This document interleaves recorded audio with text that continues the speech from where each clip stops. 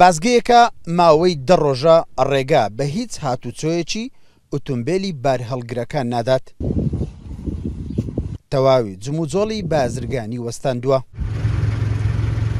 دیارە ئێرە ڕێگایش استراتیژیە بەڕاستی بەشێکی بازرگانی بەو ڕێگایەدا ئەکرێ هەر لە کەرستەی بیناسازی هەر لە غاز و برێنگاز و بنزین و ئەوانە بەڕاستی ئێمە تەنها داوامان ئەوێ ئەڵێن ئەو بازرگانی کە بێرەدا ئەکرێ بەشێکی داهاتەکەی لێرە سەرف بکرێتەوە. ئێستا ئەمە ئاگامان لێیە کە بە تایبەتی بەڕاستی لەو سنوورە ئەوانە هەمووی نرخەکەی بەرز بوویتەوە.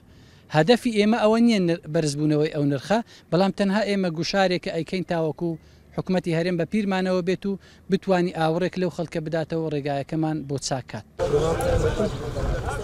نزیک دەبینەوە لە 20 ڕۆژ هاوڵاتیان ڕێگاکانی کۆیە و سیکتان و هیران و نازەنین و بالیسان و دۆڵی شاورێ و زینی وەرتیان لە بەردەم ئاڵوگۆڕی بازرگانی داخستووە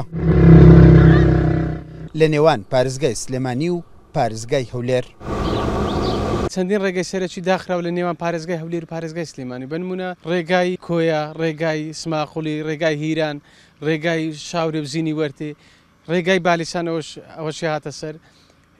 بەڵام ئەو بێدەنجی حکوومەت ئەوە نیشانەدا کە بێباکە لە میلەتەکەی، یعنی معقول نییە ئەو هەموو ڕێگە سەرەکیانە داخرابی تا ئێستا بە جددی نەهات بیتە سەرخەت کێشەکان چارەسەر بکە بگرێ نەک 10 ڕۆژ ئەگەر بۆ ماوەی 10 مانجیش بخایەنە ئێمە بەردەوامە بین لە دەربڕی ناڕەزایەتیەکە، بەڵێ کە بە هەموو شوێک ئاڵوگۆڕی بازرگانی پەچی کەوتووە و کاریگەری خراپی هەیە و بەڵێ کاریگەریەکەی بۆ ئێمەشە زۆربەی مادە خۆراکیەکان و بۆ نمونە غاز و ئەوانە لە بازار گران بووە، بەڵام ئێمەش ناچارین و دەبێت بە شێوەیەک فشار لە حکوومەت بکەین کە بە شێوەیەکی مەدەنیانە بێ بەم شێوازە بێ بۆی پەیامەکەمان ڕوونتر و ئاشکراتر بگات و بەدەم داواکاریەکەمانەوە بێن.